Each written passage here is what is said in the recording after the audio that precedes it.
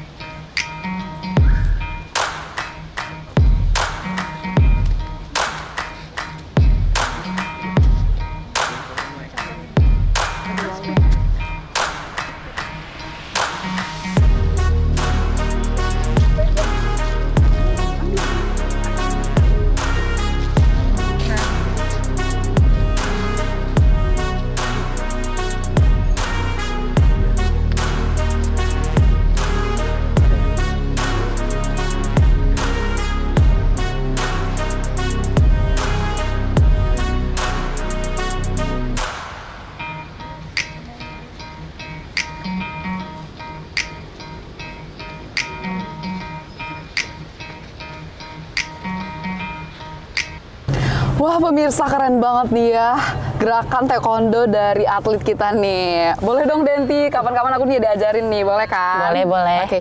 Oh ya, sebelumnya kita kenalan dulu nih. Kan pemirsa di rumah belum kenal nih. Denti Marita Sari. Akrab bisa siapa kalau boleh tahu? Denti bisa. Denti ya. Iya. Gimana nih kabarnya? Alhamdulillah baik, Kak. Baik ya. Iya, baik. Terus kesibukannya sekarang apa nih? Sambil ini sih latihan gitu, Kak, karena mau ikut Porprov. Oh, jadi sedang mempersiapkan Porprov. Iya, Kak, dan benar, latihan, ya? benar. Oh, iya. Oke, pemirsa di rumah nih pasti penasaran banget nih. Aku juga penasaran nih karena soalnya gimana sih awalnya Denti bisa ikut taekwondo? Awalnya tuh kan sebenarnya nggak mau sih, Kak, tapi kok diajak sama ayah gitu kan, ayo ikut aja biar bisa bela diri gitu, katanya dari SMP. Awalnya pertama kayak diseplitin gitu kan, kalau diseplit kan sakit tuh kakinya karena nggak pernah. Iya. Terus seminggu ikut apa nih taekwondo nih kok rasanya sakit gitu, kayak udah males gitu ya. Terus sama kelamaan ada kejuaraan, ikut dapat juara 1 awal itu, jadi memicu semangat gitu. Saat SMP ya? SMP jadi kelas 2. dorongan orang tua khususnya ayah ya? Iya. Oke. Kan dari sekian banyak olahraga bela diri nih ya, boleh nggak sih sharing ke pemirsa di rumah kenapa Denti memilih taekwondo? Kalau Denti pribadi ya milih taekwondo itu menurut Denti ya, kita kan cewek nih wajib harus bisa bela diri lah, siapa tahu di jalan ada penjahat atau apa kita bisa lawan gitu. Itu sih salah satunya. Jadi untuk bela diri sih ya Iya. intinya kenapa milih taekwondo. Oke. Kan yang namanya perjalanan gitu ya, pasti nggak selalu berjalan mulus, ada kesulitan. Nih, kalau menurut Denti sendiri nih, kesulitan apa sih yang pernah Denti alami selama berkutat di taekwondo ini? Pas itu pernah sih, Kak, aku kayak lomba di Saburai. BB ku naik, biasanya aku makan nggak pernah naik, ini naik. Jadi kayak kayak dipasin misalkan Denti di 45 gitu. Jadi nggak boleh lebih dari 45. Pas itu over. Jadi mau nggak mau ya itu pakai jaket lari di lapangan Saburai. Sampai harus turun itunya berat badannya. Itu sih menurut Denti agak susah banget gitu untuk lomba. Oh, jadi tiba-tiba naik gitu ya? Tiba-tiba naik. Tapi olahraga ya saat itu buat nuruninnya? Iya, olahraga sambil lari sambil menunggu timbangan. Oke. Kan kalau kita bicara soal taekwondo nih ya, Setahu aku sih olahraga bela diri itu pasti ada yang namanya tingkatan-tingkatan kan. Nah kalau di taekwondo ini sebenarnya ada berapa tingkatan dan apa sih yang membedakan tingkatan-tingkatan tersebut? Kan kalau nggak salah itu ada berapa ya? Pertama kayak sabuk putih dulu. Putih. Terus baru ke kuning, kuning strip, udah 3 nih ya. Terus hijau strip, biru strip, merah strip 1, merah strip 2, baru ke hitam. Jadi setiap tingkatan tuh beda-beda jurus gitu loh Kak. Kita ada di dalam ruangan. Jadi misalkan kalau ada merah ya kita di merah gitu. Nanti di ruangan sebelah A atau B gitu untuk hijau, yang sebelah saya untuk putih. Jadi setiap ruangan tuh beda-beda Kak untuk mempraktekkan jurusannya untuk itu. Kan ada rapotnya gitu nanti ada penilaiannya. Kalau nggak lulus ya ngulang lagi dari awal gitu. Oh, jadi Gitu. kalau total tuh ada berapa tingkatan tuh? Ada 8 ya Kak. 8 tingkatan. Yang membedakannya tuh berarti jurus-jurus tingkatannya gitu ya? Iya, benar. Oh, oke. Oke pemirsa di rumah, tadi kan kita udah bincang-bincang dikit nih soal taekwondonya. Nah sekarang aku mau ajak pemirsa di rumah buat ngobrol soal lombanya. Nah, jadi pemirsa, kabar baiknya Denti ini sudah memenangkan banyak sekali perlombaan, bener ya? Bener Kak. Banyak sekali perlombaan. Aku mau coba kasih tahu pemirsa di rumah nih. Jadi ada juara 2 speed kick senior putri pada event Scotland Open Taekwondo Championship 2022. Kemudian ada juara 2 speed kick senior putri pada event The East Indonesian Championship 2022. Dan ada juara 2 speed kick female Myanmar Open International Taekwondo Online Championship 2022. Ada juara 3 speed kick female perlombaan SNU DTM Taekwondo Virtual International Championship dan ada juara 1 speed kicking senior putri pada kejuaraan nasional Papua Open Piala Kemenpora Maret 2022. Wow, keren banget ya pemirsa. Banyak banget nih hadiah, banyak banget nih yang udah Denti menangkan. Ini baru yang 2022 loh pemirsa. Nah, Denti, aku penasaran banget nih. Aku mau mewakili pemirsa di rumah nih mau nanya. Dari tadi kan aku sebut speed kick Iya, ya. benar. Sebenarnya speed kick itu cabang dari taekwondo atau gimana tuh? Ya sebenarnya cabangnya sih Kak, tapi kan karena kita virtual tuh. Kalau biasanya kalau offline kan dia berantem. Kalau taekwondo kan ada 2 jurus, apa namanya untuk perlombaan, satu untuk pomse kayak jurus-jurusnya, kedua untuk lomba yang kayak berantem itu. Tapi karena virtual ya tidak diadakan, itu jadi speed catching itu. Digantikan itu. Speed kicking jadi Iya, ya. benar, Itu Kak. memang spesialisnya kamu gitu ya? Iya, ya dari dulu dari SMP dan itu aja katanya. Kayaknya sih enak gitu kalau daripada jurus-jurusnya gitu. Terus kamu memilih speed kicking ini kenapa tuh untuk menjadi spesialisasi kamu? Ya karena ya apa ya, Denti juga kerasanya kalau speed catching itu dia lebih enak aja gitu kayak nendang-nendang. Kalau yang kayak pomse itu kan kayak biasa aja tuh, nggak ada relasi kayak nendang pala orang atau gimana gitu. Tapi jangan nendang pala aku ya? Enggak kan. Oke. Nah, tadi kan udah dikasih tahu nih sama Denti kenapa dia lebih milih speed kicking sebagai spesialisasi dia. Nah, terus Denti, aku sebagai orang awam nih ya, penasaran banget tentang virtual championship. Nah, itu gimana tuh virtual atau maksudnya kita via Zoom atau di video atau gimana? Soalnya suka salah kaprah nih kalau orang awam kan ya. Nah pemirsa di rumah, biar kita nggak salah paham, salah kaprah, gimana kalau kita tanya langsung ke atletnya? Boleh dong langsung dijelasin? Kalau biasanya kan offline tuh kan dia langsung tuh kayak pakai pelindung helm gitu, ada helmnya, ada body, ada untuk kaki sama tangan. Tapi kalau untuk yang virtual begini kayak kita kayak tag dulu videonya, kayak misalkan umurnya di bawah 10 tahun dia paling cuma 30 detik. Terus di atas 15 tahun itu 45 detik dan di atasnya agak 18 tahun itu dia 1 menit. Jadi kan Denti udah agak 18 tahunan. Berarti ya cuma 1 menit itu. Dalam 1 menit ini bebas sih Kak, kayak menendang untuk badannya atau kepalanya gitu kan, ada untuk kayak pegangan target gitu. Oh, gitu. Kayak yang suka dipegangin orang-orang itu ya? Iya, jadi kita tinggal nendang aja gitu. Nah, kamu kan udah memenangkan banyak banget nih ya pasti perlombaan yang aku bacain ke pemirsa tadi, itu baru di tahun 2022. Nah, sebenarnya yang namanya perlombaan pasti ada tahapan mempersiapkan kan. Nah, persiapan apa aja sih yang kamu siapin buat perlombaan ini? Biasanya itu dari sabum itu kayak apa ya, panggilan di taekwondo, guru lah, sabum manggilnya. Oh, kalau di karate itu kayak senpai gitu ya? Iya, kalau di taekwondo manggilnya sabum. Jadi kita orang itu kayak pertama tuh biasanya jogging, kayak biasa 10 menit atau 15 menit, ya tergantung dari sabumnya ngasih perintah gitu kan ya. Jogging, habis itu nanti baru kayak latihan fisik, entah dia loncat-loncat atau dia, pokoknya latihan fisik gitulah Kak. Habis udah latihan fisik, baru ke latihan intinya gitu. Latihan intinya kayak seperti nendang pakai body, entah kita sama kawan berdua sama-sama kayak body, tendang-tendang gitu Kak, sparring. Oh, jadi lebih ke olahraga fisiknya ya, Iya. persiapannya. Iya, Oke. benar. Nih, tadi kan kita udah bahas persiapan nih pemirsa. Dari sekian banyak perlombaan yang udah Denti ikutin, kayaknya udah banyak banget yang dimenangin juga udah banyak kan, alhamdulillah. Nah, dari perlombaan-perlombaan tersebut, menurut kamu nih, lomba apa sih yang paling susah? Kalau menurut aku yang internasional itu sih.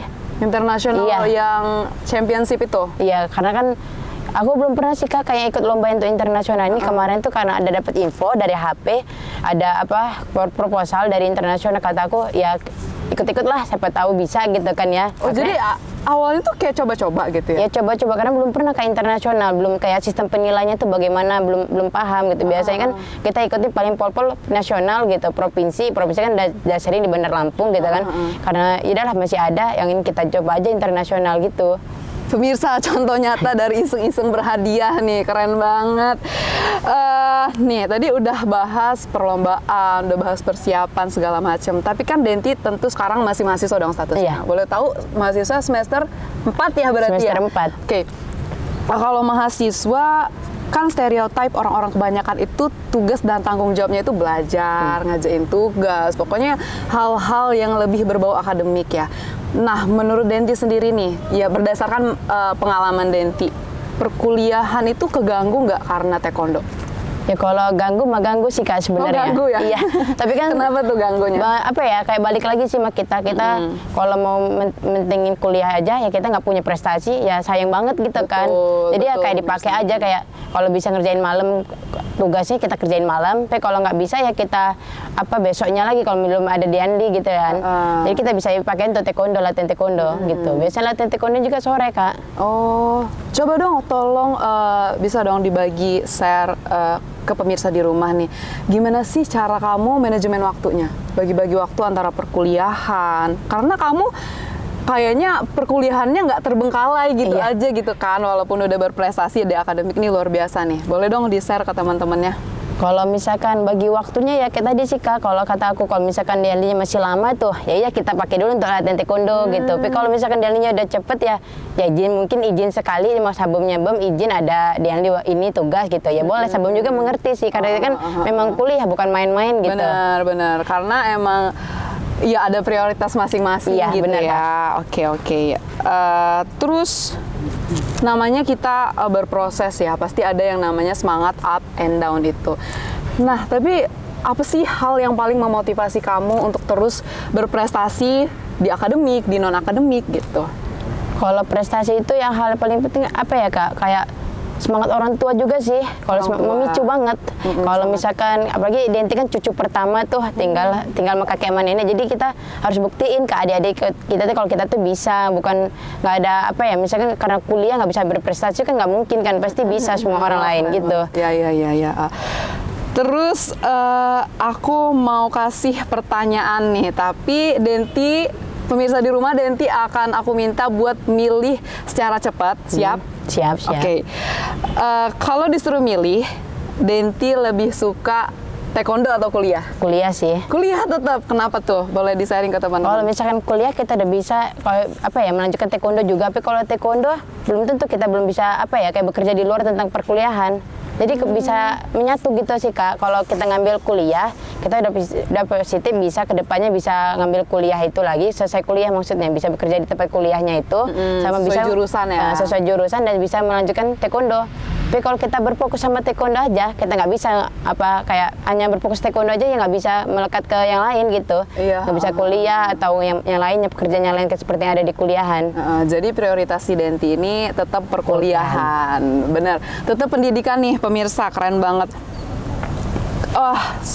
Ini ada lagi nih. yang aku kepo mewakili pemirsa di rumah, itu kan udah banyak banget nih ya Iya. perlombaan yang kamu lewati di tahun ini.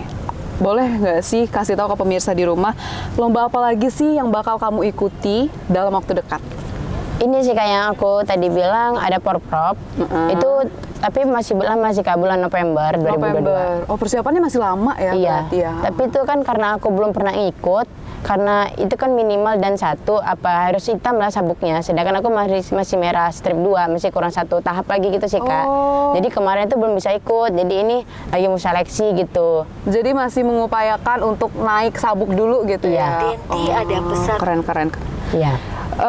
Terus ya namanya kita sebagai mahasiswa, sebagai ya nggak usah bicara mahasiswa deh, kita pasti punya yang namanya target kan yang pengen kita capai. Nah, kalau Denti sendiri nih, target terbesar yang ingin dicapai khususnya di bidang taekwondo ini apa? Ya harus bisa apa sih kayak ikut SEA Games lah. Oh, SEA Games ya. Iya. Wow, keren banget. Pengen Kita banget aminin itu. bersama ya pemirsa ya. Terus Denti, yang terakhir nih dari aku mewakili pemirsa di rumah itu, ada nggak sih hal-hal yang pengen kamu sampaikan ke teman-teman mahasiswa? Apa tuh pesan dan pesan yang pengen disampaikan bagi mahasiswa yang mungkin ya sekarang lagi berjuang buat ikut lomba, khususnya di non akademik seperti kamu? Kalau kata Denti ya gagal itu kan pasti ada sih Kak ya, gagal. Jadi kalau kata Denti mah gagal itu harus memicu semangat. Kalau kita gagal sekali, ya jangan langsung berhenti. Siapa tahu itu jadi apa ya kayak apa ya untuk jadi semangat kita biar kita bisa lagi berhasil. Dan yang lain tuh ada kan orang lain bilang iya enak ya jadi Denti gitu bisa berhasil gini-gini. Tapi kan mereka nggak tahu tuh prosesnya. Ya, Semua itu ya, kan ya, butuh ya. proses sih Kak, nggak apa ya nggak tiba-tiba tuh langsung berhasil gitu. Jadi kalau kata Denti untuk pesan kawan-kawan semuanya itu ya jangan menyerah. Kalau udah gagal sekali ya jangan menyerah. Terus apa ya pokoknya terus kejar aja gitu. Siapa tahu 3 kali gagal, keempat kalinya baru berhasil gitu Wow, sih Kak. keren. Iya, iya. Benar. Jadi pemirsa kalau ditarik kesimpulan nih dari pesan dan pesannya si Denti ini, dia pesan nih ke teman-teman di rumah, intinya jangan pernah mudah menyerah karena nggak ada yang tahu kesempatan itu kita hokinya di kesempatan yang keberapa gitu Ya, ya, bener benar. ya. Oke Denti, keren banget nih pemirsa di rumah pasti sambil takjub banget nih ngelihat obrolan kita. Makasih banyak Denti udah menyempatkan waktu buat ngobrol-ngobrol di program Bincang-Bincang Mahasiswa ini. Kita doakan bersama semoga target Denti itu dapat tercapai dan Amin. karirnya dapat terus berjalan dengan lancar cemerlang. Oke, makasih Denti. Ya, makasih Kak. Nah, itu tadi perbincangan kita bersama Denti Meritasari yang telah memenangkan banyak sekali perlombaan taekwondo di tahun 2022. Semoga informasi yang diberikan dapat bermanfaat dan tentunya dapat memotivasi teman-teman mahasiswa di rumah. Nah, dan buat kalian nih teman-teman, kalian harus terus semangat untuk mengembangkan potensi dan bakat minat kalian. Karena setiap orang pasti punya yang namanya hal tersebut. Nih, sekian dari saya, Rani Sandora, selaku pembawa acara, pamit undur diri dan mengucapkan terima kasih. Sampai jumpa di Bincang-Bincang Mahasiswa episode berikutnya. Dah!